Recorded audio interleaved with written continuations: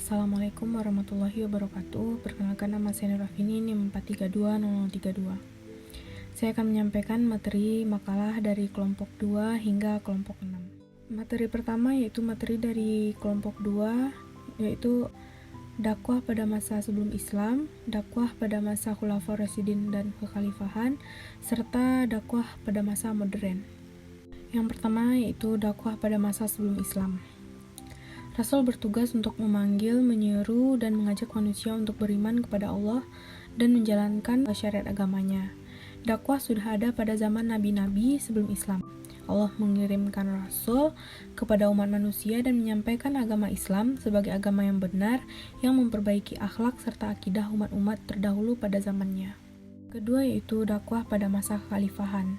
Pada masa ini, yang pertama yaitu pada masa Abu Bakar As-Siddiq.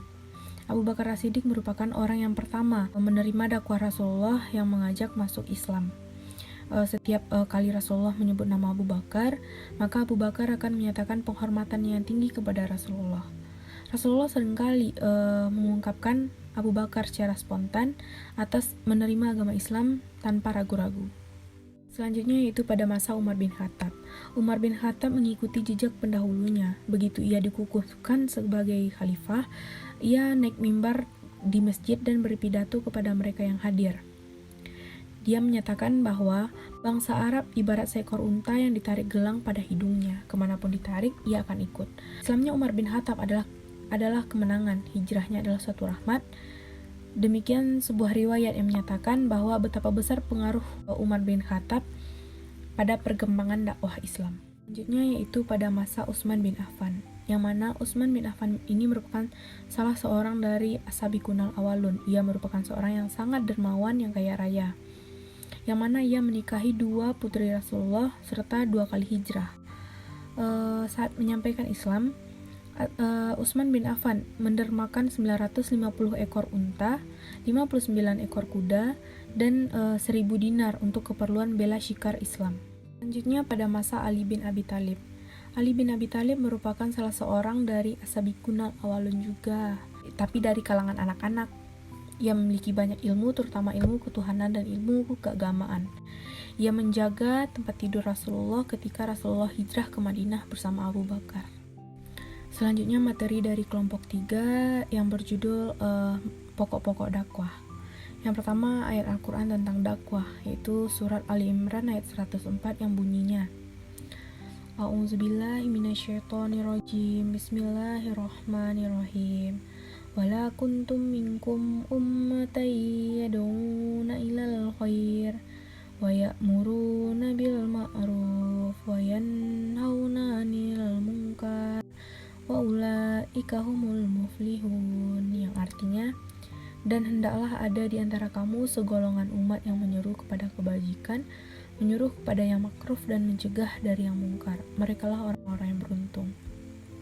Yaitu hadis tentang dakwah yang mewajibkan dakwah, yang bunyinya, Rasulullah pernah bersabda, barang siapa yang melihat kemungkaran dan cegahlah dengan tanganmu. Apabila belum bisa, maka cegahlah dengan mulutmu. Apabila belum bisa, cegahlah dengan hatimu, dan mencegah kemungkaran dengan hati adalah pertanda selemah-lemah iman. Hadis riwayat Sahih Muslim. Selanjutnya yaitu hukum berdakwah. Pada hukum berdakwah ini dijelaskan bahwa berdakwah lebih baik daripada memiliki unta merah, yang hal ini bisa diartikan bahwa petunjuk dan hidayah itu lebih berharga daripada harta. Perintah Allah untuk berdakwah yaitu dengan lemah lembut dan sopan santun. Berarti umat Islam boleh bersikap bodoh amat terhadap kemungkaran dan kemaksiatan.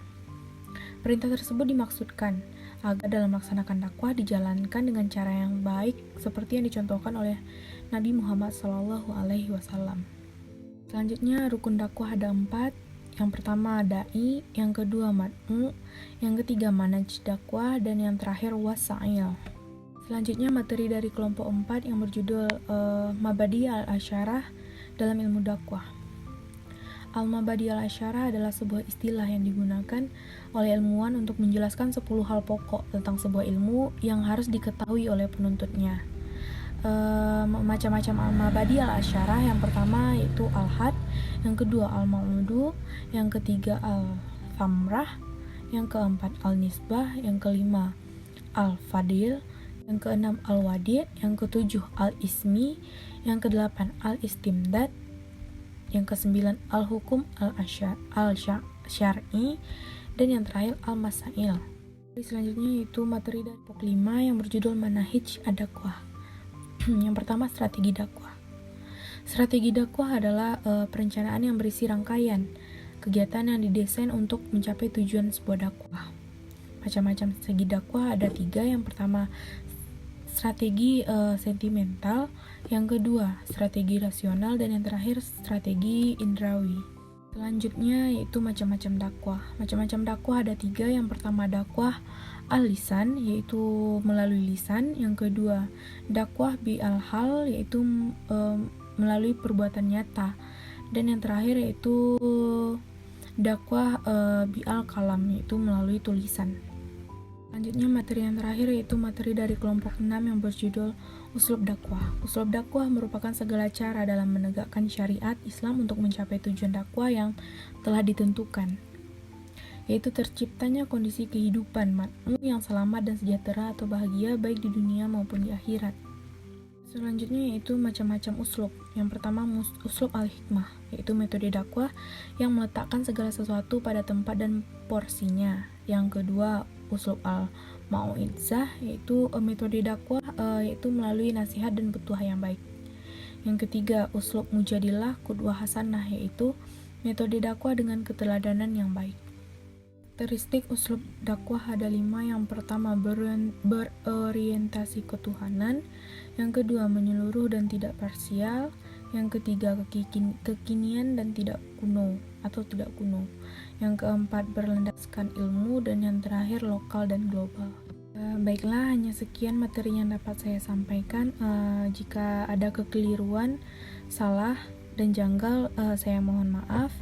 Saya akhiri dengan Assalamualaikum warahmatullahi wabarakatuh.